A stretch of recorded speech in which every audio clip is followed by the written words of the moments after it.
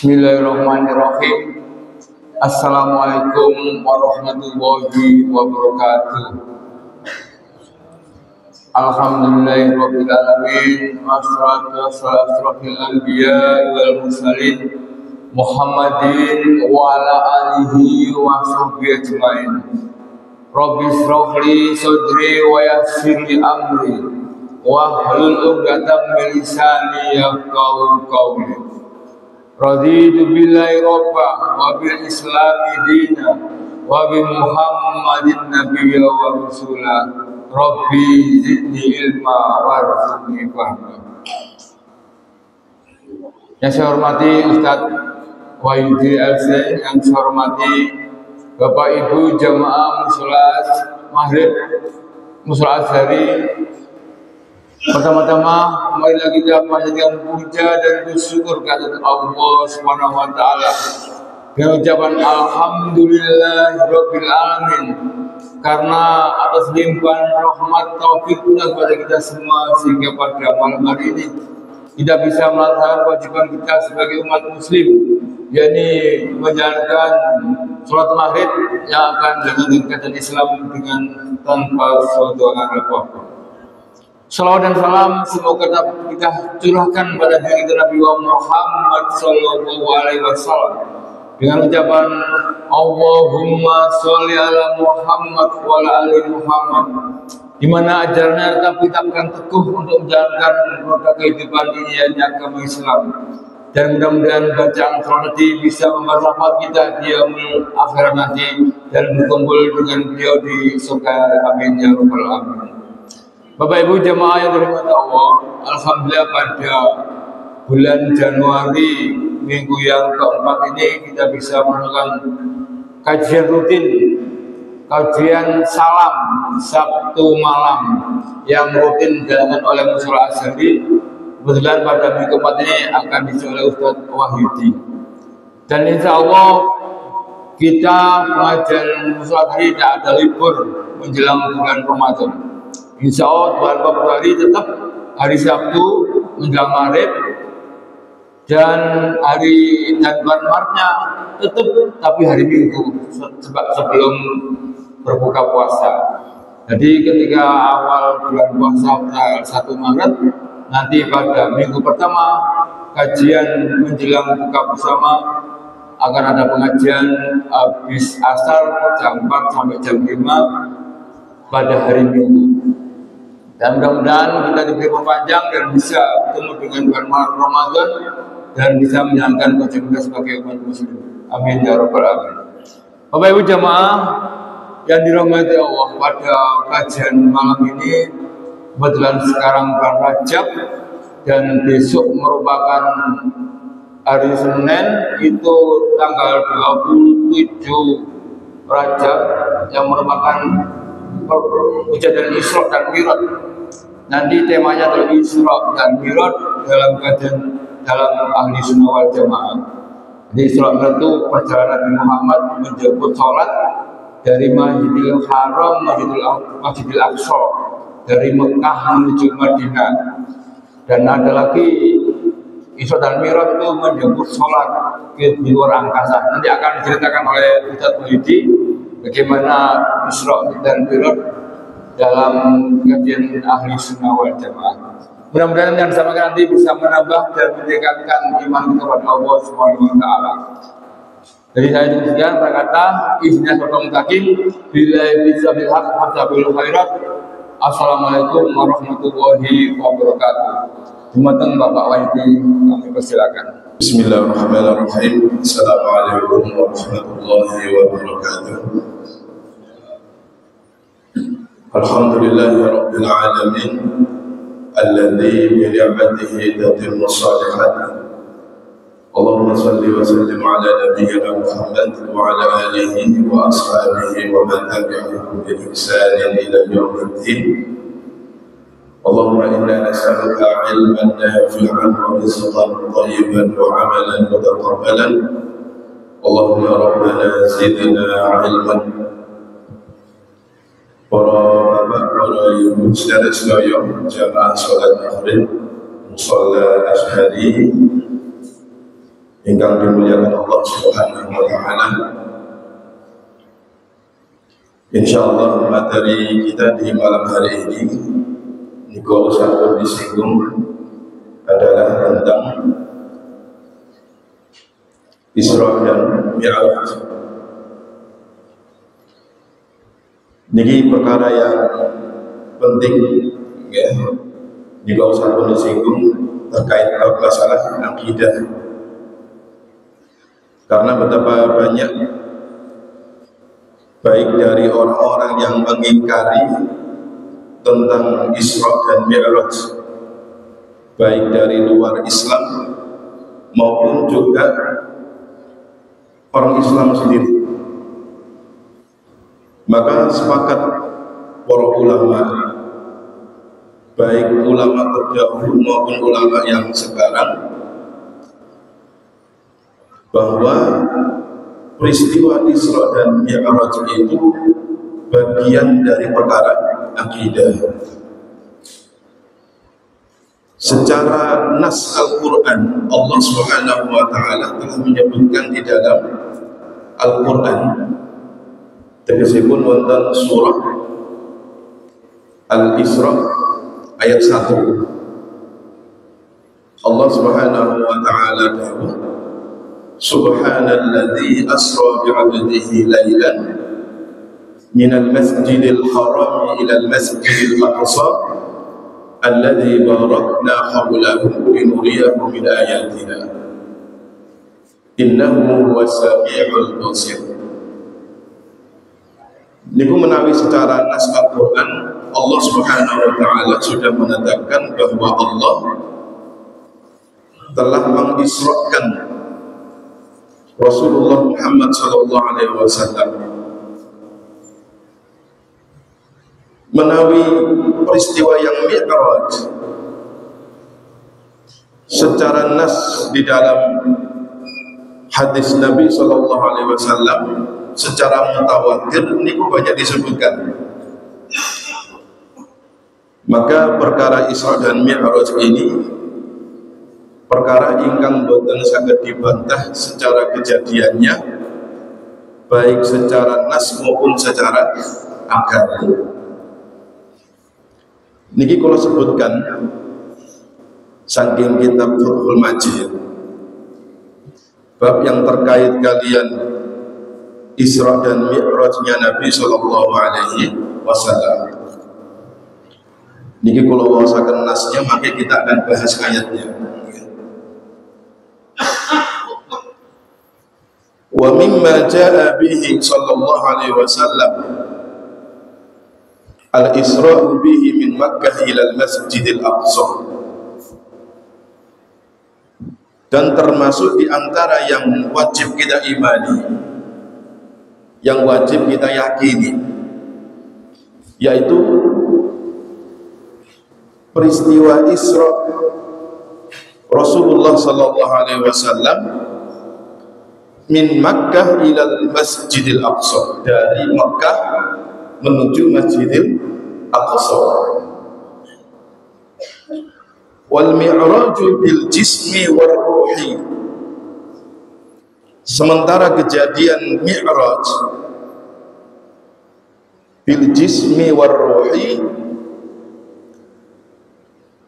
dengan jasad dan ruhnya Nabi sallallahu alaihi wasallam.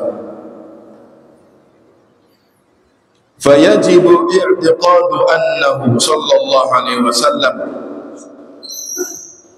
Maka dari nas ini ya, wajib untuk mengimani bahwa sesungguhnya Nabi sallallahu alaihi wasallam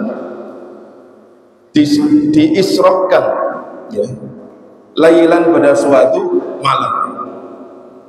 Terus istilah Isra itu adalah perjalanan malam hari. Min Makkah ilal Baitul Maqdis, dari Makkah menuju Baitul Maqdis, alal buraqi, yaitu dengan kendaraan buraq. Terus niki rincian dari peristiwa Isra dan Mi'rajnya. Terus peristiwa yang diadakan oleh Allah min Makkah ilal Masjidil Aqsa, dari Makkah menuju Masjidil Aqsa, yang itu diadakan pada malam hari dengan kendaraan buruk, ya. Napa niku buruk? Buruk niku sejenis kuda nggih mboten darane kuda, himar nggih mboten himar. Sejenis itu, ya. Sejenis itu. Wa annahu urija bihi min Baitul Maqdis ila samawati sab'i. Setelah dari Baitul Maqdis, maka Rasulullah sallallahu alaihi wasallam urija, diangkat, naik menduwur, ila samawati sab'i, menuju langit ketujuh, ila sidratil muntaha, sampai pada sidratil muntaha, ilal kursi, sampai pada kursi. Kursi itu yang disebutkan di dalam ayat kursi, wasi'a kursiyyuhus samawati wal ardh, ya. Kursi ini bukan kursi panggilan lungguh itu, bukan. Yang dimaksud kursi itu adalah pijakan, ya, pijakan. Ila mustawa, sampai kepada tingkatan terus langit ketujuh, kemudian sidratil muntaha. Sidratil muntaha niku istilah yang ngoten niku entek-enteke panggonan sing paling dhuwur. Terus menawi wonten benda yang kemudian naik ke atas, niku puncaknya niku sidratil muntaha. Setelah itu kemudian turun, itu namanya sidratil muntaha. Tempat yang paling tertinggi itu sidratil muntaha. Nah, sementara Nabi Shallallahu Alaihi Wasallam itu melalui itu, masih di atasnya sidratil muntaha. Bahkan ila mustawa sami'a fihi sharifal aqlam, bahkan beliau itu sampai pada tingkatan beliau itu mendengar goresannya pena, ya, pena yang mencatat seluruh takdir. Bahkan ilal arsy, sampai kepada arsy. Wa annahu kallamahu rabbuhu fi hadhihi lailatil mubarakah, dan Rasulullah sallallahu alaihi wasallam berbincang-bincang dengan Allah Subhanahu wa taala di malam Lailatul Mubarakah, yaitu malam Isra Mi'raj. Wa ra'a rabbahu fiha bi'ainai ra'sih, dan di malam itu Rasulullah sallallahu alaihi wasallam pun juga melihat Allah bi'ainai ra'sih. Makin akan kita terangkan, ya. Bi'ainai ra'sih, dengan kedua mata kepala beliau, ru'yatan taliqu bihi subhanahu wa ta'ala, yaitu dengan penglihatan yang sesuai dengan kemuliaan Allah Subhanahu wa ta'ala. Wa hiya min mawaqifil uqul, dan ini semuanya dari posisi akal, ya. Semua peristiwa yang terjadi ini dari perspektif akal. Ay fala tasilul uqulu ila idraki haqiqatiha, maka sesungguhnya akal ini tidak bisa menjangkau hakikat sebenarnya yang terjadi, ya. Mergi napa? Peristiwa Isra dan Mi'raj itu perkara al-ghaibiyat, termasuk perkara sam'iyat, perkara yang kita cuma bisa meyakini dan mendengar saja, mendengar dan kemudian meyakini. Maka segala peristiwa yang ada di sini, yang kemudian wajib kita yakini, semuanya itu berdasarkan nas dari Al-Quran, termasuk hadis Nabi SAW yang mutawatir. Menawi mriki disebutkan bahwa Rasulullah Shallallahu Alaihi Wasallam niku berbincang-bincang dengan Allah. Niku menawi Rasulullah niku berbincang dengan Allah dan Allah berbincang dengan Rasulullah. Niku kita yakini apa adanya. Dan dari sekian banyak nabi dan rasul yang diizinkan oleh Allah berbincang dengan Allah niku cuma 3. Yang pertama Nabi Adam, ya, yang kemudian Nabi Musa alaihissalam, dan yang terakhir Nabi Muhammad. Semuanya tidak ada pernah berbicara langsung dengan Allah kecuali melalui perantara malaikat Jibril. Dan ini merupakan kemuliaan kang gini Rasulullah Shallallahu Alaihi Wasallam. Nah, tetapi di dalam kita meyakini bahwa Allah niku berbicara dengan Rasulullah, termasuk dengan Nabi Musa dan Nabi Adam, kita tidak perlu memikirkan kaifiyahnya, ya, tidak perlu memikirkan bagaimana Allah berbicara dengan Nabi Muhammad, dengan Nabi Musa, dan juga dengan Nabi Adam. Karena Allah Subhanahu wa Ta'ala itu zat yang maha mulia, dan sementara manusia ini hadis, manusia itu makhluk, maka tidak mungkin Allah Subhanahu wa Ta'ala menyerupai makhluk. Dan Allah Subhanahu wa Ta'ala niku maha kuasa atas segala kehendaknya. Terus menawi Allah niku mengucap datang Nabi Muhammad, ya sudah terjadi.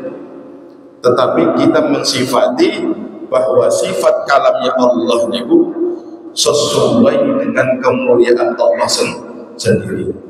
Terus kita tidak perlu ya Allah niku ngomong Nabi Muhammad, kita tidak perlu niku secara detail seperti itu. Termasuk diyakini bahwa dalam peristiwa Mi'raj Rasulullah Shallallahu Alaihi Wasallam disebutkan tenas niki niku melihat Allah. Artinya ketika Rasulullah niku Mi'raj munggah mendhuwur niku Rasulullah niku bertemu dengan Allah, zat baina zat wa zat, antara zatnya Rasulullah dan zatnya Allah. Tetapi Rasulullah Shallallahu Alaihi Wasallam secara zatnya Allah itu tidak melihat. Maka pernah Rasulullah Shallallahu Alaihi Wasallam di dalam Sahih Muslim, niku Aisyah radhiyallahu anha niku bertanya kepada Nabi, apakah panjenengan itu ketika Mi'raj berbicara dengan Allah yang kemudian mendapatkan perintah sholat itu, apakah panjenengan itu melihat Allah?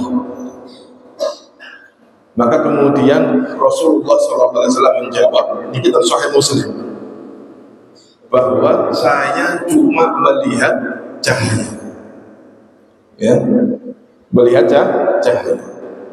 Jadi tidak bisa kita ini menawi ten alam dunia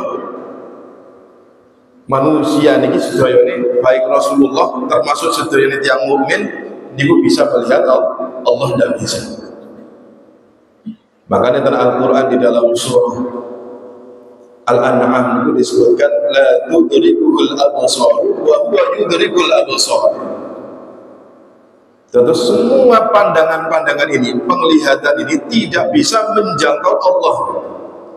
Wa huwa yudrikul absar, sementara Allah niku menjangkau semua penglihatan.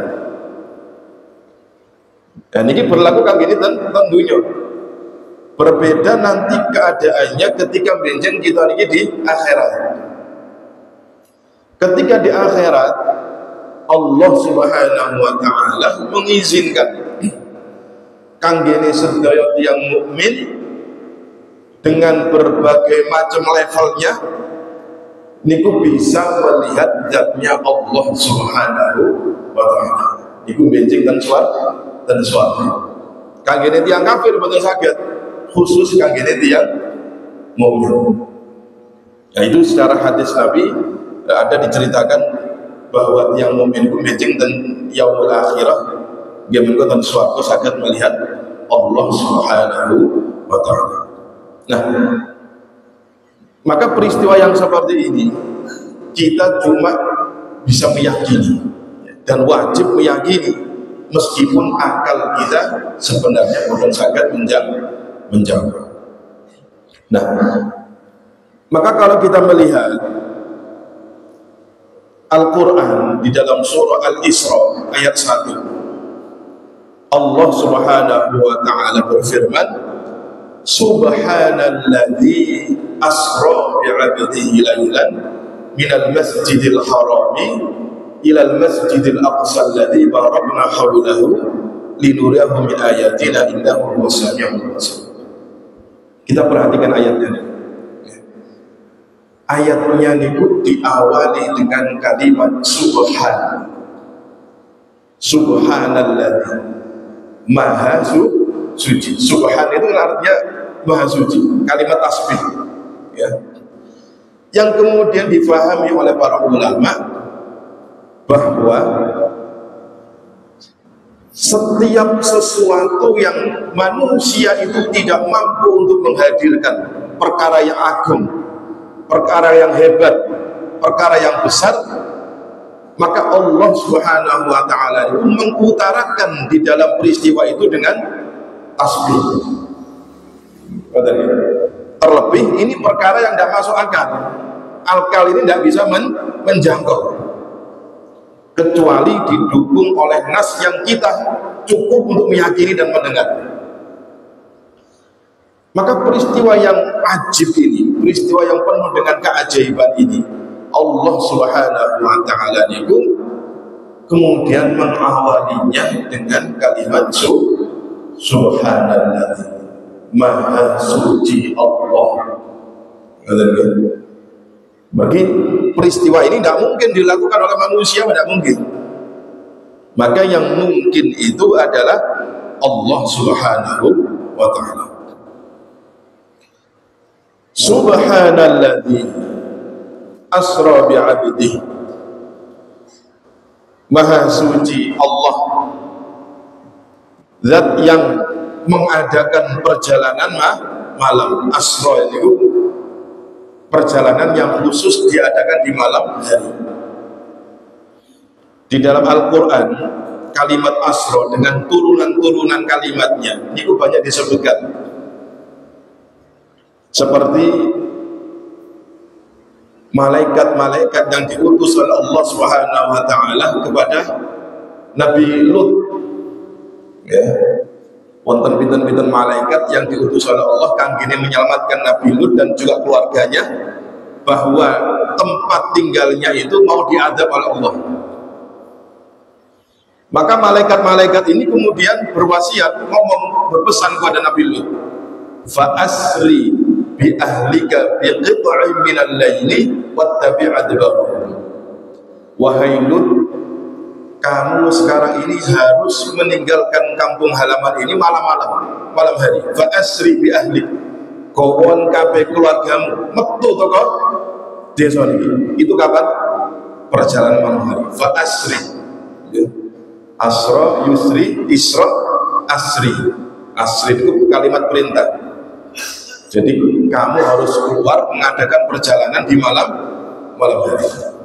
Terus asra yusri itu, isra itu perjalanan yang memang khusus diadakan di malam hari. Terus menawi yang mengadakan perjalanan malam hari itu di dalam ayat ini sinten? Allah Subhanahu wa ta'ala. Bi'abdihi, kelawan kawulane Allah Subhanahu wa ta'ala, yaitu Rasulullah Muhammad sallallahu alaihi wasallam. Nah, saking ayat niki kalimat abdun, ya, maka difahami kali para ulama ketika Allah niku mengadakan perjalanan malam hari seorang hamba, ya, disebutkan temriki seorang hamba yaitu Rasulullah Muhammad, bahwa difahami temriki Rasulullah ketika perjalanan itu niku bil jasadi warruh. Rasulullah niku perjalanannya itu jasadnya ikut, ruhnya juga ikut. Karena yang difahami niku abdun itu kalau difahami kalimat menawi tentunya ini ya sosok seseorang. Jadi satu sosok yang difahami seseorang itu namanya abdu. Maka kemudian wonten tiyang niku sing memahami peristiwa Isra dan Mi'raj itu, oh itu hanya roh saja, jasanya tidak ikut. Tapi kalau menilai dari ayat ini buatan laris bahwa sebenarnya kejadian Isra dan Mi'raj itu baik jasad dan ruhnya Nabi itu kedua-duanya itu lailan ya, memiliki malah disebutkan lailan, yaitu di suatu malam. Mengapa lailan ini disebutkan? Padahal asron itu sudah mewakili dari lailan. Disebutkan lailan temriki, perjalanan yang diadakan oleh Allah kangge Rasulullah di suatu malam. Pengertian malam itu adalah malam yang tidak semua malam, tapi sebagian kecil dari malam. Terus perjalanannya Rasulullah mulai dari Mekah dan Masjidil Aqsa, kemudian Masjidil Aqsa dan Sidratil Muntaha itu sebagian kecil. Menawi pemahaman kita malam itu kan mulai maghrib, ya. Maghrib ngantos subuh itu kan disebut dengan malam. Berarti kurang lebih berapa jam nih? Kurang lebih sekitar 12 jam. Nah, perjalanan Isra dan Mi'raj itu tidak sampai 12 jam. Ya. Makanya disebutkan di dalam ayat ini kekuasaan Allah Subhanahu wa taala yang mampu mengadakan perjalanan malam itu tidak semua malam, tetapi sebagian kecil dari malam. Yang mana kalau menurut perhitungan manusia, ya, perhitungan manusia, lek wonten tiyang niku mengadakan perjalanan malam, bukan malam, mulai dari Mekah menuju ke Palestina, itu kurang lebih sekitar 40 hari. 40 hari. Nah, sementara Allah Subhanahu wa taala mampu mengadakan perjalanan itu tidak perlu seluruh malam, tetapi sebagian kecil dari malam.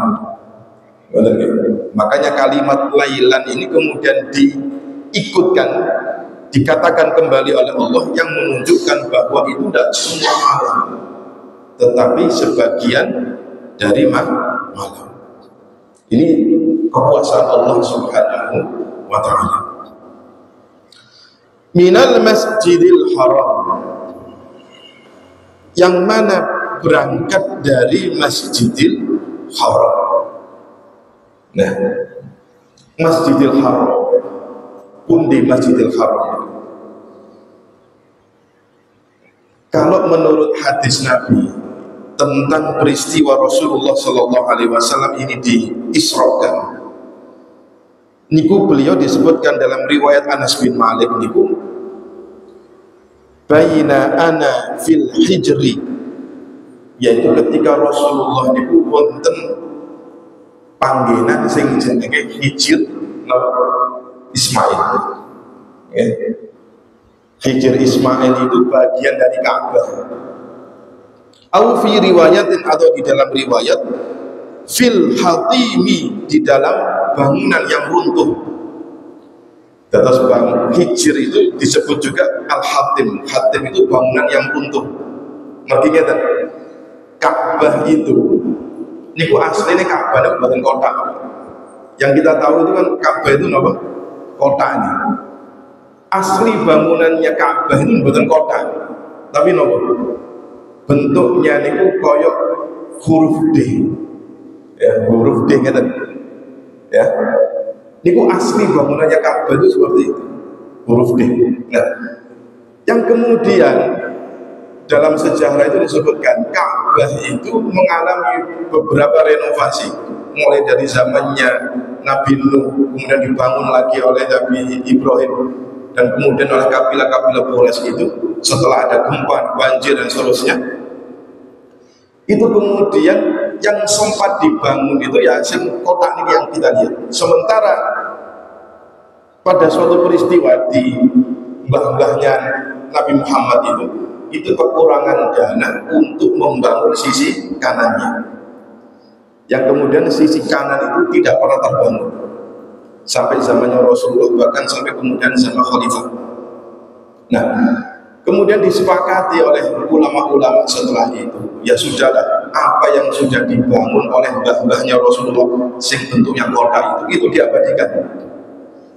Sementara yang bangunan yang runtuh, yang wonten bengkokan itu dibiarkan sampai sekarang, ya, dibiarkan sampai sekarang. Tetapi hijr itu tetaplah bagian dari Ka'bah. Maka Rasulullah SAW mengatakan, siapapun yang tawaf kemudian melewati dalamnya hijr, tawafnya tidak sah. Karena tawaf yang berada di dalam hijr itu bagian dari Ka'bah. Sementara kita tawaf itu mengelilingi Ka'bah. Nah, Rasulullah SAW itu ketika Mi'raj, itu posisi beliau itu di hijr. Maka kemudian ulama niku memahami bahwa hijr itu adalah Masjidil Haram, karena itu adalah Ka'bah. Ya. Terus kalau ditanya, manakah aslinya yang disebut Masjidil Haram? Masjidil Haram itu adalah Ka'bah. Ini aslinya betul. Yang kemudian diperluas, yang kita tahu sampai sekarang ini. Ya. Terus kita memiliki Allah Subhanahu Wa Taala mengadakan perjalanan minal Masjidil Haram, yaitu dari Masjidil Haram dikasihkan Ka'bah, ilal Masjidil Aqsa, menuju Masjid Al-Aqsa. Menawi ten Mekah niku wonten Masjidil Haram, masjid yang disifati dengan kalimat haram. Haram itu berarti yang mulia, sehingga hal-hal yang tidak mulia itu tidak boleh dikerjakan di tempat itu. Apa yang tidak mulia? Pembunuhan, peperangan itu tidak boleh dilakukan di Mekah. Di sekitaran Masjidil Haram tidak boleh terjadi pembunuhan.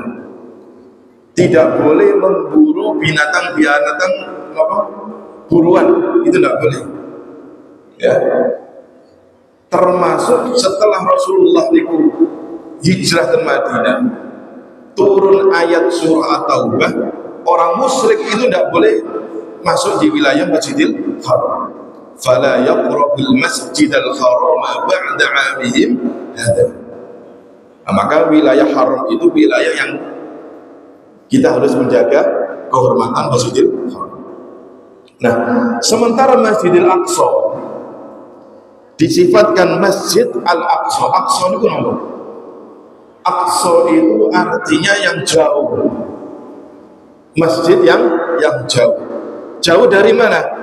Jauh dari Masjidil Haram. Benar ya? Jadi Al-Aqsa itu artinya adalah yang jauh.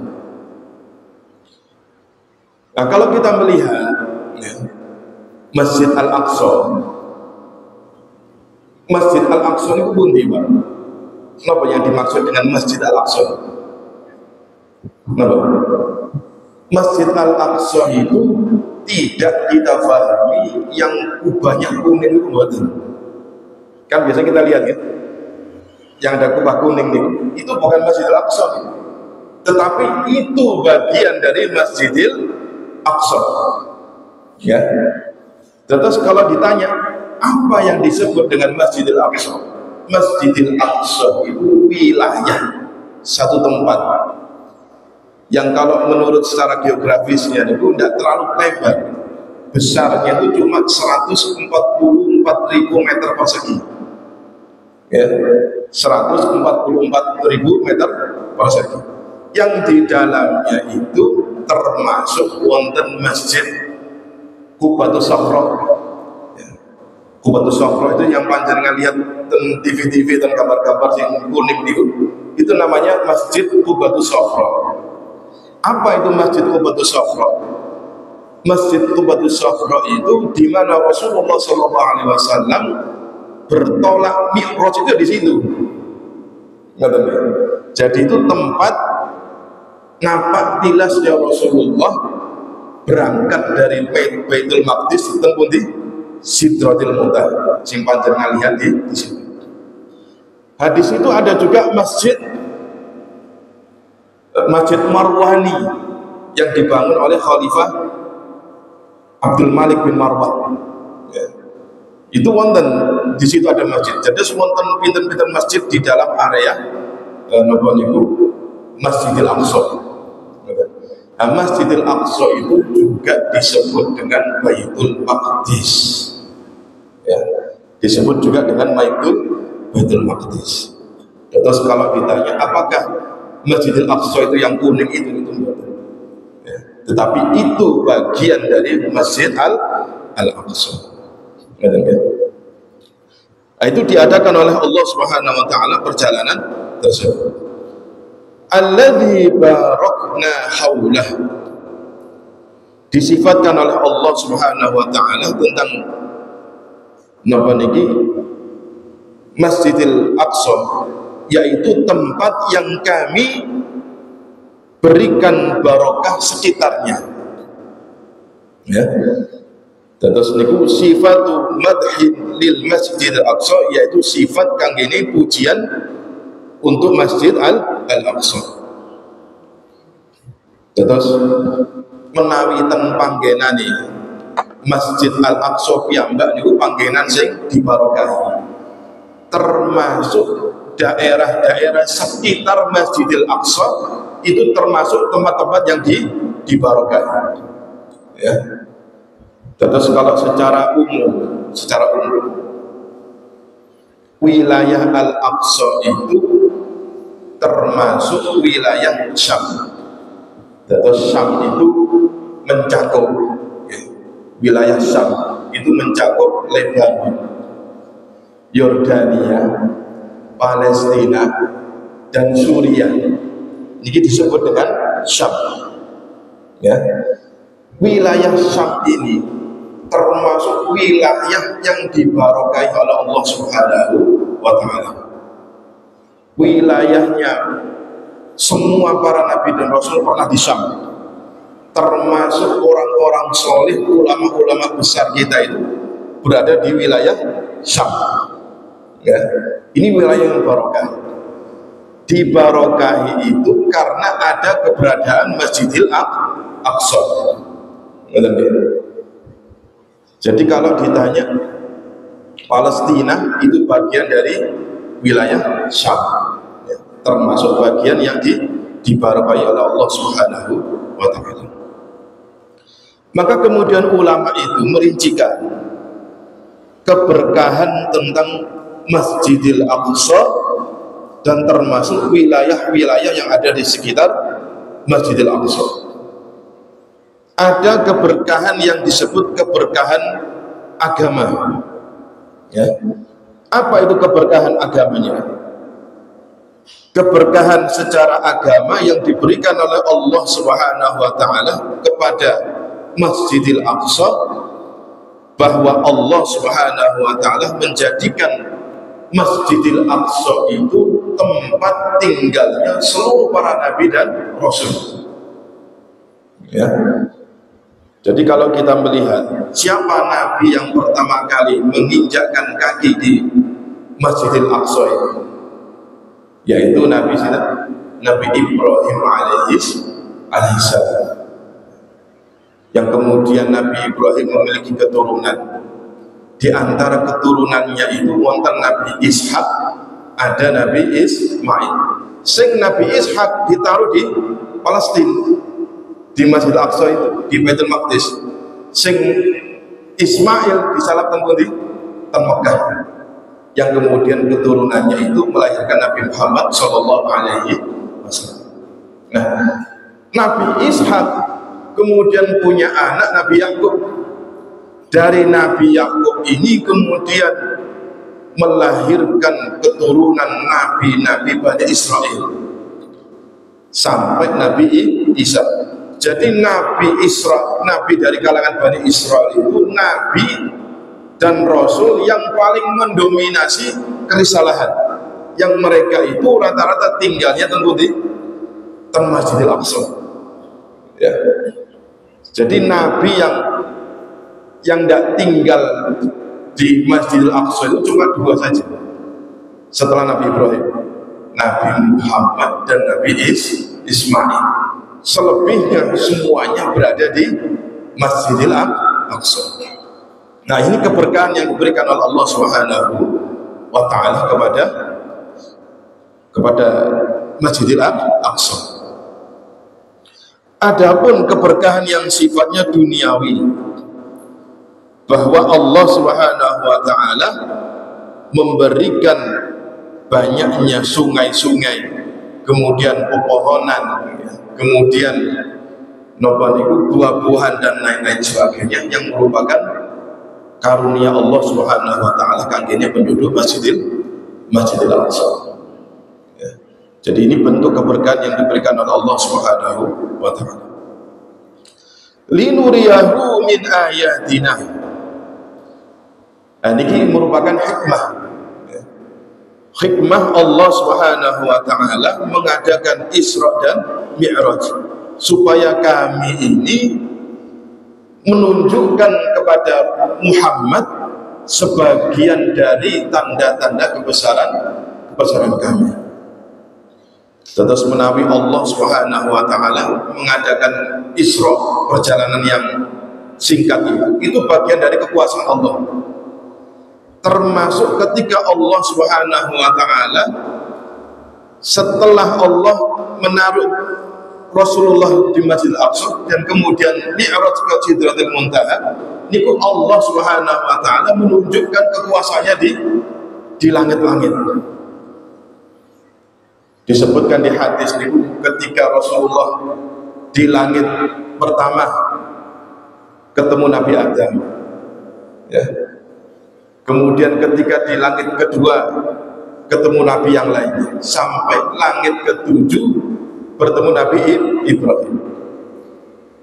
Termasuk Rasulullah SAW diperlihatkan gambaran-gambaran surga dan neraka.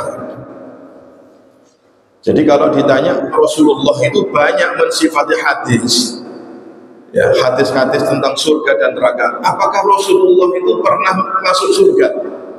Apakah Rasulullah itu pernah masuk neraka? Tidak pernah. Ya. Jadi Rasulullah SAW itu ketika beliau Mi'raj itu Rasulullah tidak pernah masuk surga, tetapi hanya diberikan gambaran. Oh, surga itu seperti ini. Ya. Rasulullah pernah diperlihatkan ada manusia yang suka mencakar-cakar wajahnya. Ya. Yang kemudian Rasulullah bertanya kepada Malaikat Jibril, ini siapa Malaikat Jibril? Ada orang kok suka mencakar wajahnya. Oh, ini adalah gambaran manusia yang mereka itu suka memakan daging manusia. Artinya memakan daging manusia itu adalah suka mengurusi urusan orang lain, suka menghibah, ya. Suka mengotori kehormatan manusia. Nah, seperti itu.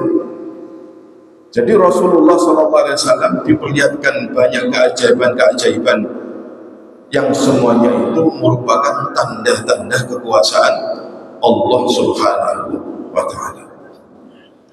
Yang kemudian pada puncaknya Allah Subhanahu wa Ta'ala memberikan perintah sholat 5 waktu.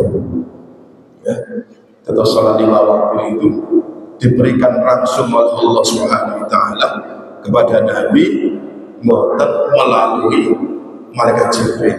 Ini menunjukkan bahwa sholat itu merupakan ibadah yang paling agung. Ya. Menawi kita ini diperintah puasa, kita diperintah untuk berzakat. Ini semuanya melalui wahyu, melalui Malaikat Jibril. Tetapi giliran melakukan sholat 5 waktu, itu perintahnya langsung dari Allah Subhanahu wa Ta'ala. Ya. Yang awalnya itu pinter 50 waktu 50 kali dalam sehari 50 kali ya. Berarti kalau dihitung 24 jam itu kalau 50 kali hampir 2 menit kita tuh sholat. Coba ya, padahal hitung 24 jam itu kalau dibagi 50 kali kurang lebih 22 menit itu kita lagi sholat. Tapi kemudian dilarang kok ketemu malaikat dan ketemu Nabi Musa alaihissalam terus jalur keringanan. Aku ini dulu pernah mewajibkan Bani Israel. Bani Israel itu orang-orang yang kuat-kuat. Mereka tidak mampu jalur keringanan. Sampai kemudian Rasulullah SAW 5 kali mundar-mandir. Sampai 5 kali waktu sholat. Itu pun masih dikatakan oleh Nabi Musa. Wis jalur keringanan. Tidak mampu umatmu mengerjakan 5 itu. Maka kemudian Rasulullah buatan Nabi Musa izin kalau kepada Allah, izin kalau sungkan. Maka karena Rasulullah itu izin ridho dengan 5 waktu itu, Allah pun juga ridho. Karena Allah ridho, Rasulullah ridho dengan 5 waktu itu, maka dijadikan 5 waktu itu pahalanya 50 kali sholat ya. Maka kita ini yang diwajibkan sholat ini ampun atas kita buatan itu. Jangan sampai kita tidak karena waktu 5 kali sholat itu adalah mi'rajnya orang mukmin ya. Kita ini sholat 5 waktu itu mi'rajnya kita kepada Allah. Sholat 5 waktu kita itu kita bertemu dengan Allah Subhanahu wa ta'ala. Maka ketika kita sholat mantun Allahu Akbar, apa sih kita baca? Wajjahtu wajhiya lilladzi fatara samawati wal ardh. Ya Allah, saya ini menghadap kepadamu, Zat yang menciptakan langit dan bumi. Jadi posisi kita sholat ini sedang bertemu dengan Allah, sebagaimana Rasulullah sholat bertemu kepada Allah. Hanya saja kita ini bertemu dengan Allah itu bukan zat dan zat. Ini sebagian pelajaran yang bisa kita ambil faedah dari peristiwa ini dan boleh panjenengan sekalian diberikan bimbingan pada Allah sakit mencegah 5 waktu sholat kita. Aku qul hadza wa astaghfirullahal azim wa lakum wa assalamu alaikum warahmatullahi wabarakatuh.